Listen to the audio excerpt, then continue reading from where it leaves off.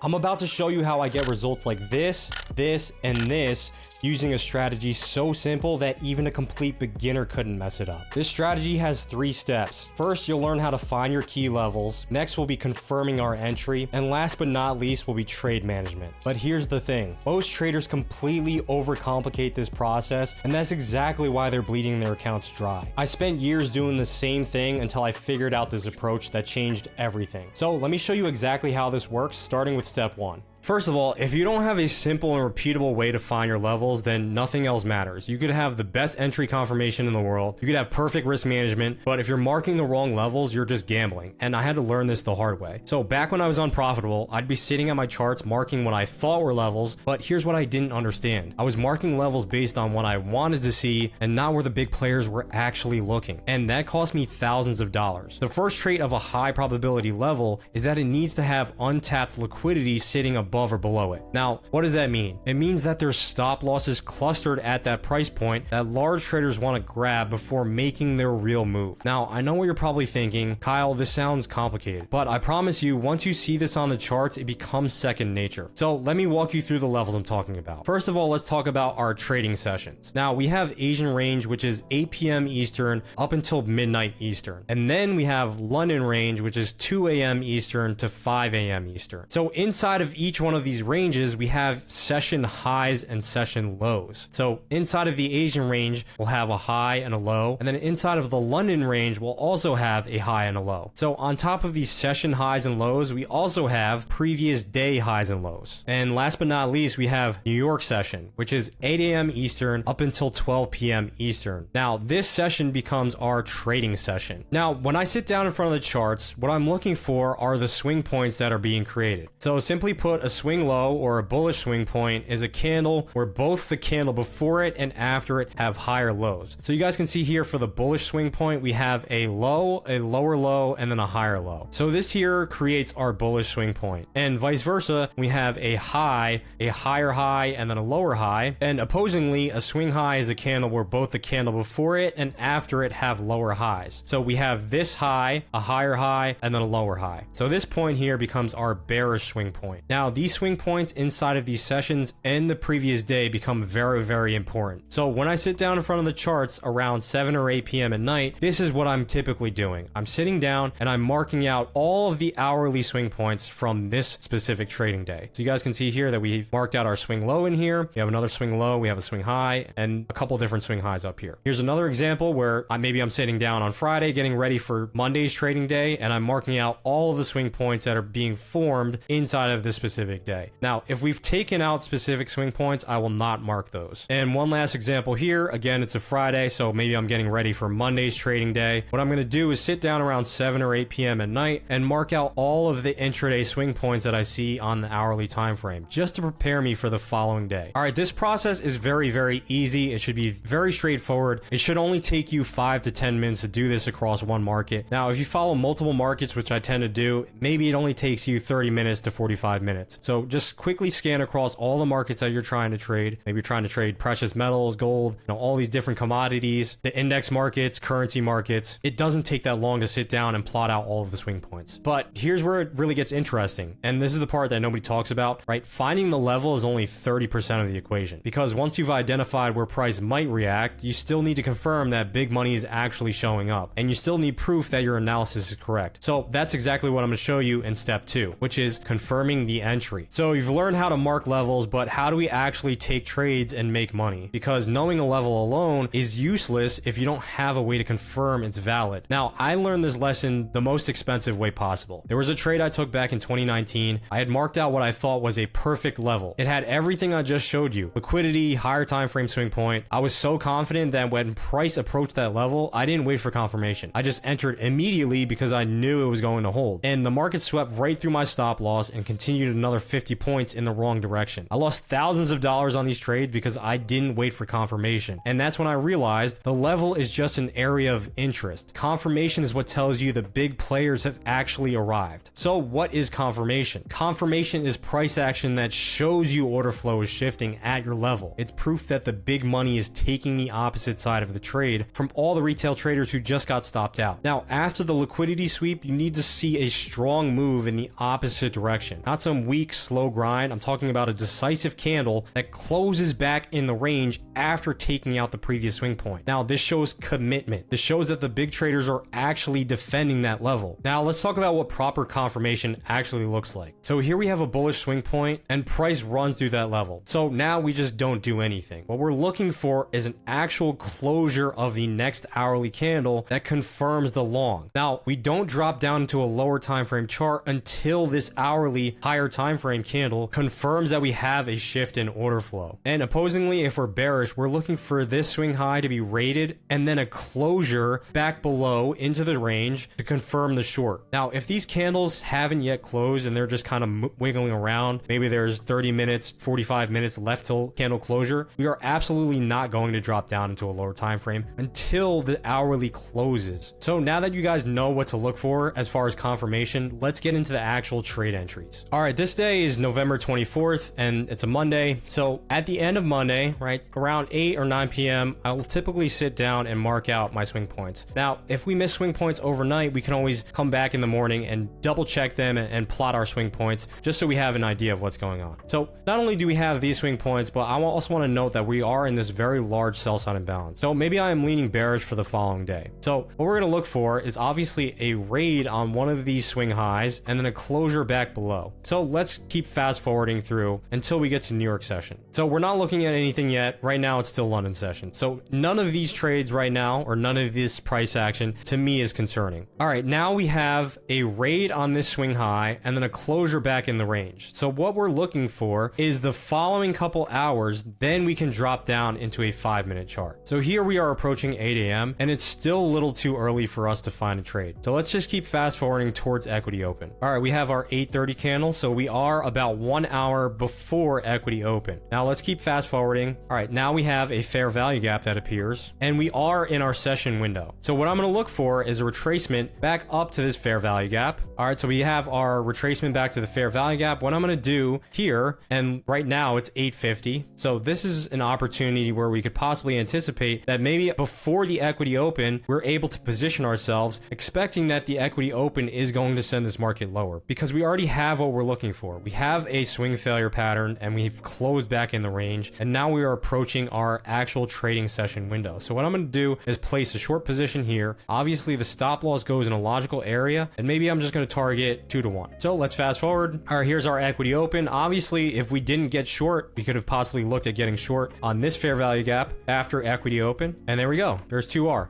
Now, as you guys can see, let's say if you didn't want to enter ahead of the equity open, this was still a good setup. So we had a retracement into this fair value gap. We got a nice closure here. So let's say if you want to go short here, put your stop loss maybe above this swing high, this 5-minute swing high, and still target a 2 to 1. Okay, this trade is giving you plenty of opportunity. In fact, it ran 5R.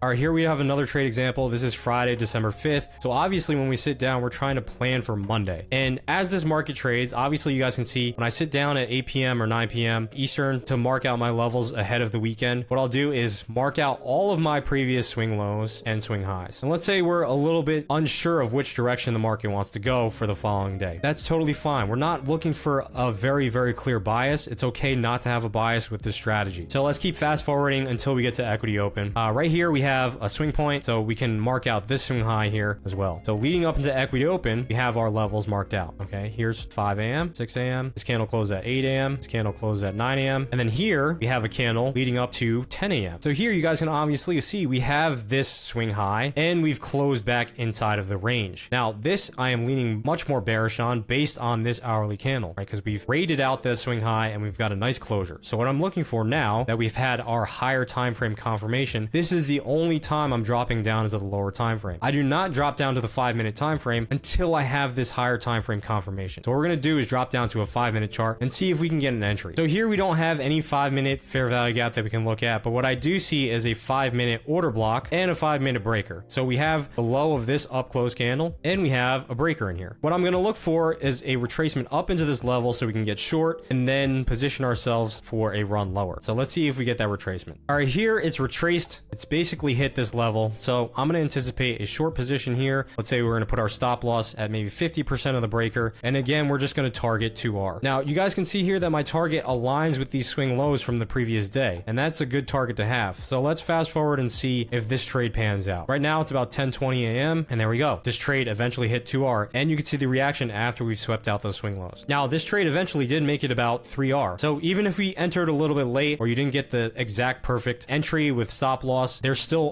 plenty of opportunity to position yourself inside of this trade. Now let's say if you were only trading fair value gaps, let's say if you wanted to enter short on this one, let's see what this position would have provided you. Let's say you wanted to enter here, put your stop loss here. This trade still would have provided a 2R. Now one last trade example, we have Friday, which is 12th of December, and what I've done at the end of the day, obviously 7, 8, 9 p.m. Eastern, I've sat down in front of my charts and I've marked out all of the previous day's swing points in preparation for Monday's price action. So what we're looking for, let's say if we're bearish overall, is we're looking for one of these swing highs to be rated, and then we get a closure back into the range. So let's fast forward, leading us up to equity open. Here again, we have equity open, and as you guys can see, we've rated out this swing high and closed back inside of the range. So once we have this confirmation, then and only then am I dropping down to the lower time frame. So let's hop down to a lower time frame and see if we could find an entry again. So here we have a 5-minute time frame, and now we have this 5-minute fair value gap. So what I'm going to do is plot this out. You guys can see the time of the entry, 10:05 a.m. right in our session window. So what I'm going to do is plot a short position here. Now let's say we're going to just target 2R, and our stop loss is going to go above this high because we've already traded up to the fair value gap high, and we're just looking for this continuation lower. There we go. Now I urge you guys all to go back into your charts and study these examples. Plot out your swing points in preparation of the following day, and do not look for an entry on the lower time frame until you get confirmation of that higher time frame. But here's the thing, and this is where I'm going to blow your mind. Even with a perfect level and perfect confirmation, you could still lose money if you don't manage the trade correctly, because the entry is just the beginning. What you do after you place the trade is what separates the profitable traders from the ones who keep blowing accounts. And that brings us to step 3, which is trade management. Now this is what's going to make or break you, because as you've seen, it's not that hard to mark out a level and confirm it. The money is made or lost after the trade is entered. Now let me tell you about my biggest trading mistake. It was 2020, middle of COVID. I had finally started to figure things out. Now I found the perfect setup on the NASDAQ. Textbook level, perfect confirmation, everything aligned. I entered the trade, and within 30 minutes I was up 200 points. I was so excited I took a screenshot and sent it to my buddy who got me into trading. But here's where I messed up. I didn't have a plan. I just watched the trade, hoping it would continue running. And you know what happened? Price pulled back, hit my stop loss, and I walked away with nothing. And not only did I lose 200 points of profit that I had, but I also took a loss on the trade because I didn't move my stop and I didn't take a partial before lunch. Now that was the day I realized that trade management isn't optional. It's something you have to figure out on the fly. And you need a system, you need rules, because when you're in a trade and money's on the line, your emotions are going to destroy you if you don't have a plan. So the first rule of my trade management is setting your stop loss in a logical place, not based on how much you want to risk, not based on some percentage of your account, based on where your analysis should be wrong. So for a bullish trade, your stop goes below the liquidity sweep and below the low that was just created. For a bearish trade, it goes above the liquidity sweep. Now you can dial it in even more, just as I showed you guys in the examples on that 5-minute time frame, based on fair value gaps or order blocks. But you want to ensure that if you get stopped out, it's because your analysis was wrong, not because of normal market noise. Now I used to put my stop loss in just random places because I wanted to have more size on, or I wanted to have a tighter stop loss with bigger risk reward. And I just realized that over time, that actually hurts you more than helps you. Now, second rule is understanding your profit targets. And this is where retail traders really get it wrong. You're not just picking a random spot on the chart and hoping price gets there. You're targeting the next logical liquidity pool. Whether that's a previous low, previous session low, or previous swing points from yesterday, you're targeting the next logical liquidity pool. So as you guys see here from that trade example, we did have a 1 hour of inefficiency down there, and we had previous swing points that aligned with our targets. So before you place the trade, just ask yourself, do I have a logical area that I can exit this trade or take a partial? Now, the third rule, and this one changed my entire trading career, is the concept of partials. Not only based around price, but based around time. Now, just remind yourself of this. You don't have to be all in or all out. Okay, when price hits your first target, let's say we had some of those swing lows, take 50% of your position off the table. You lock in a profit and you guarantee that the trade is a winner. Because not only that, but then you can set the remaining 50% and allow it to run to a second target. Now, not only should you have price exits, you should also use time exits. If you're an intraday trader, you need to understand that you're giving a lot of money back by trying to hold through the lunch hours. And this approach solved some of the biggest problems I had in my trading. I was always trying to catch the entire move. I'd be up 50, 75, 100 points, and I wouldn't take anything off going into lunch because I thought it was going to run 200. And then it reversed and I'd lose and I'd find myself sitting in a losing trade through the afternoon. Now with partials, you're capturing profit while still giving yourself the opportunity to catch those big moves. So as you guys can see over here, if you took a partial based on time, so I will always have in the back of my mind when 10 a.m. comes around, 11 a.m., the further and further you hold that trade into lunch hours exposes you to time in the markets. And oftentimes around the lunch hour, we get these massive retracements. Now, if you don't already, put a clock on your desk. Start keeping track of all the data behind when a market moves and why it moves. You're going to often find that a lot of these markets die out before lunchtime. And a lot of times these markets make their move early in the morning and then by lunchtime, they kind of peter out and die. Now, here's what nobody really tells you about trade management, guys. It's not just the technical stuff. It's about your psychology. It's about discipline, because the strategy I just showed you is worthless if you don't follow it when you're actually in a trade. If you're holding that trade through lunch hours when you said you were going to take a partial and adjust your stop loss, you are doing yourself a disservice in the markets. Now, let me tell you a little story and experience that I've had in my trading career. When I finally quit my job in 2022, I had about 6 months of savings to make this work. Now, that pressure was extremely intense. Every losing trade felt like I was one step closer to having to go back to work, and that pressure just made me do stupid things. I'd move my stop loss further away when a trade was going against me, hoping it would turn around. I'd close winning trades too early because I was afraid of giving back profit, and I'd revenge trade after a loss because I was frustrated. Maybe I held that trade through lunchtime. And it wasn't until I stopped caring so much about the money that everything changed. I started following my rules no matter what. I had logical stop losses. I would trim partials ahead of lunch hour. I moved my stops to break even when it was too late in the day. Now, build those really good habits and just rinse and repeat. Those small changes is exactly how I went from struggling to making my first $100,000